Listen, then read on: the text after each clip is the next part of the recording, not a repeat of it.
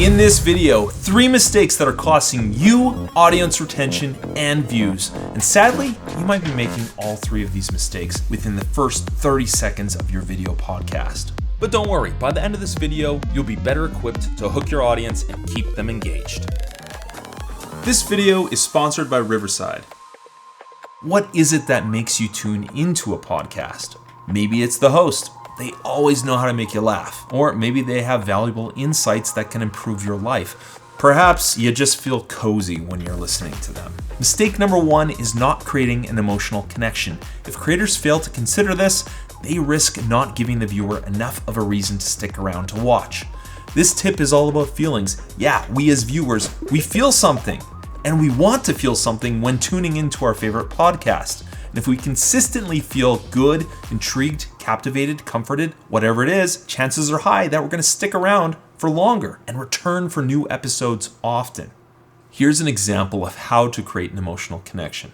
Take a look at this intro I made for my fake podcast, where my guest tells us how to hook an audience in the intro of your video podcast. And yes, I know this is super meta.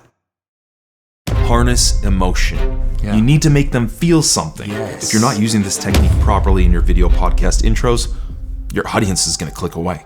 You have years of experience with video creation. What is your biggest piece of advice for people struggling to hook their audience? Create more questions in your intro than answers. If you answer every question you create in your intro, the viewer, they have no reason to stick around. But it's a bit more complicated than that. How so? Don't answer any question or close any loop, then you might end up causing more serious problems. What serious problems are you talking about? Okay, how much time you got? Just to be clear, this is satire. This is not real.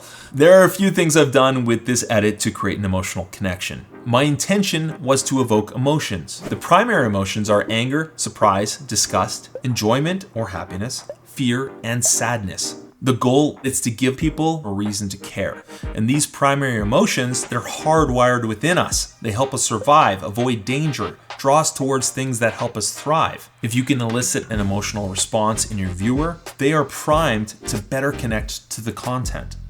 Can you identify which emotions we're trying to evoke with this statement? Harness emotion. Yeah. You need to make them feel something. Yes. If you're not using this technique properly in your video podcast intros, your audience is going to click away. When we hear this statement, we might think, we don't want our audience to click away from our video. That elicits fear. Oh, I don't want them to click away. This could also create surprise. Maybe it's a totally obvious statement for some, but it can be surprising to learn.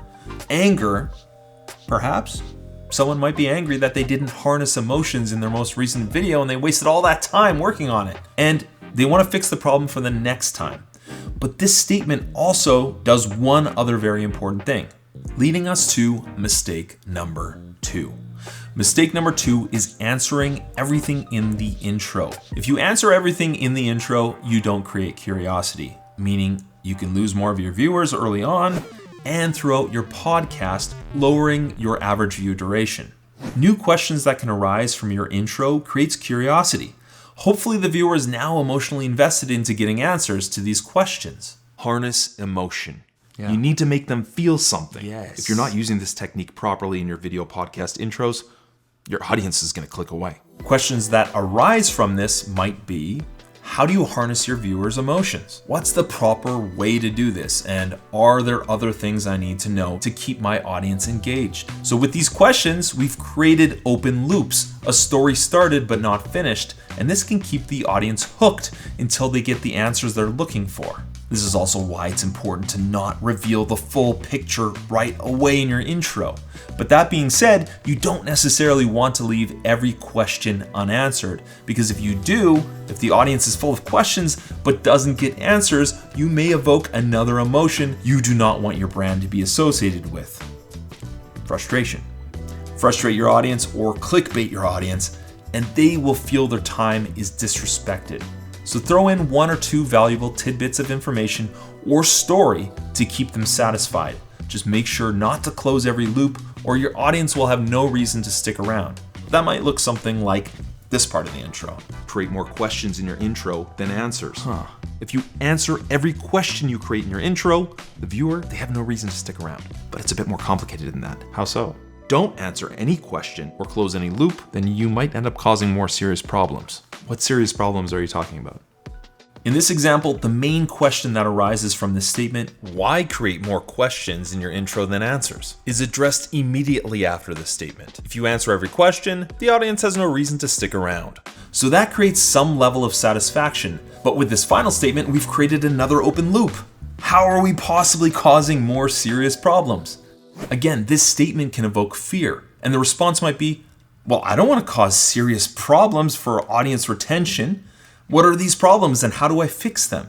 And so as to not frustrate you watching this video right now, these serious problems that I'm referring to, they are frustration, loss of trust, and viewers deciding that you're not worth the time. You've connected emotionally, you've created curiosity, but have you appealed to the logical side of your audience? And why should they listen to you? This is where mistake number 3 comes into play. Audiences are incredibly smart. They can spot a liar. They can tell if something's clickbait or amped up to be something it's not. This mistake can cause people to click away and eventually make them decide not to come back.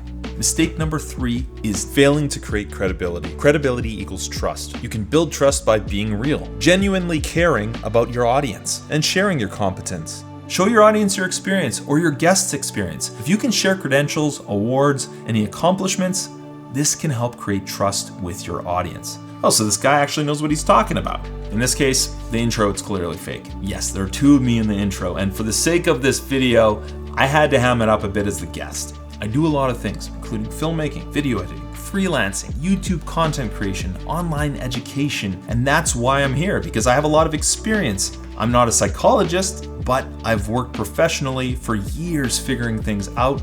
I'm still learning what actually keeps viewers watching. So don't feel discouraged if you or your guest don't have years of experience. What you do know is worth something. And someone out there is going to find it helpful. And that's enough to get them to be interested in hearing what valuable knowledge you have to share. So be real. Be confident in what experience you do have. Continuing to make these 3 mistakes will jeopardize retention, views, and will erode audience trust over time.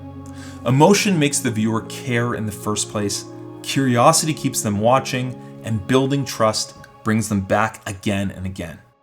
If you've ever wondered why people click away in the first 30 seconds, try fixing these mistakes in your next intro. Did you find any of these tips helpful? Let me know in the comments. Thanks for watching.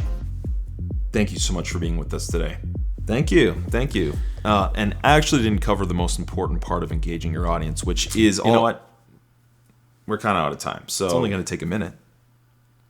We're out of time. It's lunch. Okay. I'm like really hungry. So okay. All right. Next time, okay? Yeah, I guess next time. We'll pick it up from there. Okay? Okay. Bye. Bye.